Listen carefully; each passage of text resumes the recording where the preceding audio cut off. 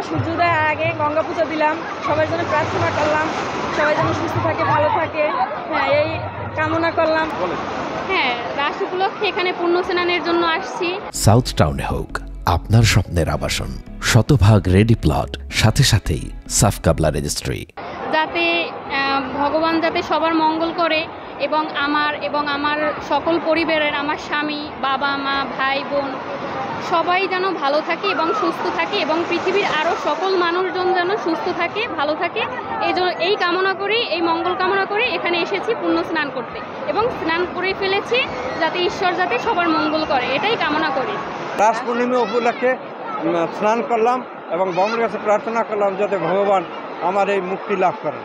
পাপ কাজকে যত করে থাকি তাহলে পাপ থেকে মুক্তি হয়ে যায়। এখানে পুণ্য স্নানের জন্য আসছি, ঈশ্বর কাছে প্রার্থনা যে মঙ্গল কামনার জন্য তীর্থস্থান এটা।